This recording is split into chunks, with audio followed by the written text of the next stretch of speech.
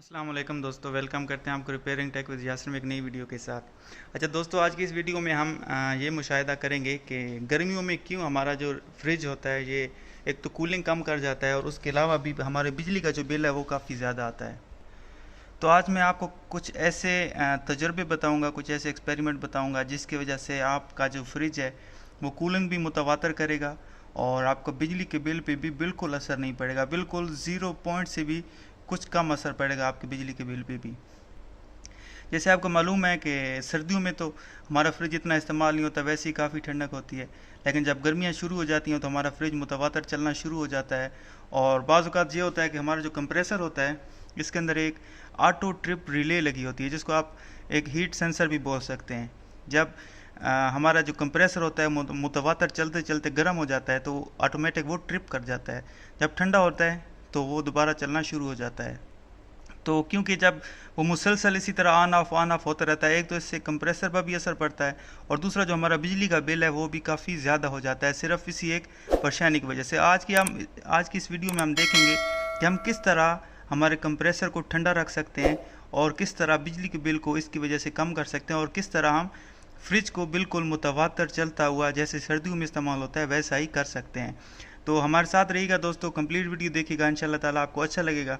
सबसे पहले आपको बताते हैं कि ये जो डीप फ्रीज़र होते हैं, मतलब दुकानों वगैरह में, इंडस्ट्री वगैरह में इस्तेमाल होते हैं डीप फ्रीज़र, उनमें आपने देखा होगा कि एक पंखा लगा होता है जो मुसलसल कंप्रेसर के साथ चलता रहता है, क्योंकि वो कभी दीवार के साथ होता है, कभी दूर होता है, कभी इधर होता है, उसकी कोई मुख्तसस जगह नहीं होती। इसकी वजह से उसके साथ एक बड़ा सा पंखा लगा होता है जो मुसलसल चलता रहता है और जो कंप्रेसर होता है उसको ठंडा रखता है। तो हमारे घरों में जब भी फ्रिज रखा जाता है तो उसको बिल्कुल दीवार के साथ कर दिया जाता है, मतलब ये हमारी दीवार है तो बिल्कुल दीवार के साथ कर दिया जाता है, थोड़ा सा वक्फा छोड़ के। ये हमारे कंप्रेसर के लिए बहुत गलत होता है। मतलब कंप्रेसर को ठंडा रखने के लिए एक तो हवा की बहुत शदीद ज़रूरत होती है। जब भी हवा का सर्कुलेशन होगा तो कंप्रेसर ठंडा रहेगा और जब कंप्रेसर ठंडा रहेगा तो वो कूलिंग पे भी उसी तरह ही असरअंदाज होगा जिस तरह एक हवा कंप्रेसर पे असरअंदाज होती है।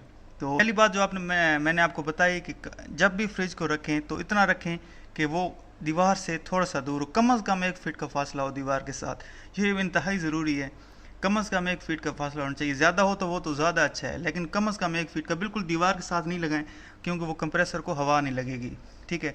और जो दूसरी बात होती है, आप ये ज़रूर नोट करें कि कंप्रेसर के ऊपर इस तरह का एक प्लेट रखी होती है, ठीक है।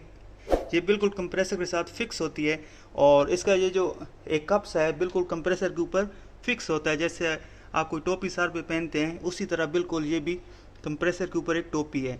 और इसके साथ एक पाइप भी आता है ड्रेनेज लाइन का, इधर अंदर होता है, जो हमारे फ्रीज़र से बर्फ़ पिघलती है वो सीधा इसके ऊपर आती है और पानी जो होता है वो भी सीधा इसके ऊपर आता है। कंप्रेसर को, इसका मकसद ये होता है कि कंप्रेसर को ठंडा करे जो पानी आता है।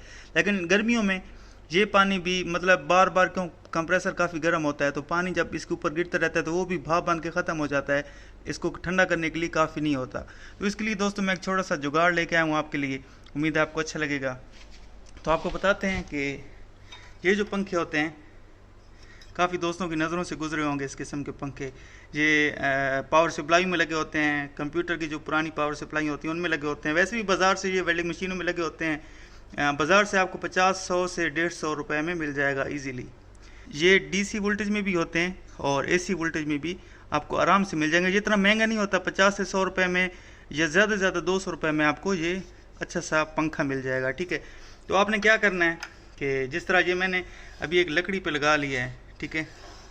अगर डीसी हो तो फिर भी अच्छा है, अगर एसी हो तो फिर भी अच्छा है। ये बहुत ही, मतलब इसके जो अम्पेयर है ना, अगर चलेगा ना तो 0.2 अम्पेयर ये लेता है, बहुत ही कम अम्पेयर लेता है, बहुत ही कम। अगर डीसी होता है तो आप उसको चार्ज के साथ चला सकते हैं, लेकिन उसके लिए आपको फिर चार्जर लेना पड़ेगा। तो इससे अच्छा है कि आप एसी पंखा लें और इसकी जो प्रेशर होता है हवा का वो भी काफ़ी अच्छा होता है, ठीक है। आपने क्या करना है कि किसी ज़रिए से भी लकड़ी पे लगा लेना है। तो मैंने तो ग्लू स्टिक के ज़रिए इसको लगाया है लकड़ी पे, ठीक है। आप लकड़ी पे लगा सकते हैं, कुछ ऐसी जगह पे लगा सकते हैं जो बिल्कुल जिसका हवा का रुख कंप्रेसर पर होना चाहिए, ठीक है। अभी मैंने लगाया, मैं इसको आपको ऑन करके दिखाता हूँ।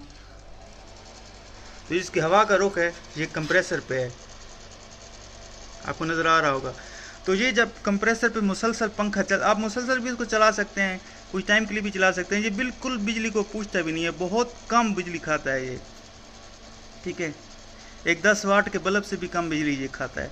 तो ये अगर मुसलसल भी चलता रहेगा तो कोई मसला नहीं है। अगर आप कभी कभी चलाना चाहें तो फिर भी कोई मत, जब शदीद गर्मी हो तो आप चला लें इसको। लेकिन आप देखेंगे, आप नोट करेंगे कि इस छोटे से पंखे का आपके कंप्रेसर पे, फ्रिज पे बहुत बड़ा असर होगा। फ्रिज आपका मतलब कूलिंग अच्छी करेगा, बिजली का बिल कम आपको देखने में मिलेगा। और दूसरा जो हमारी गर्मी में मसला होता है कि बर्फ़ नहीं बनती, पिघल जाती है, तो इंशाल्लाह ताला वो भी मसला आपको नहीं मिलेगा, ठीक है। यह आपको फिर मैं बता रहा हूँ कि ये पंखा आपने बाज़ार से, मतलब बहुत ही सिंपल सी चीज़ है, हर छोटी चीज़ में, हर पावर सप्लाई में इस्तेमाल हो रहा है, डीसी भी में मिलता है। लेकिन अगर आप डीसी में लेंगे तो आपके लिए आपको इसके लिए एक चार्जर ढूंढना पड़ेगा। अगर आप एसी में लेंगे तो डायरेक्ट आपको सॉकेट में लगाना है। और एम्पेयर में ये बहुत ही छोटा है, जैसे मैंने पहले बताया कि 0.2 एम्पेयर ये लेता है। तो उम्मीद है दोस्तों आपको वीडियो पसंद आई होगी। Thank you so much. अल्लाह हाफिज़।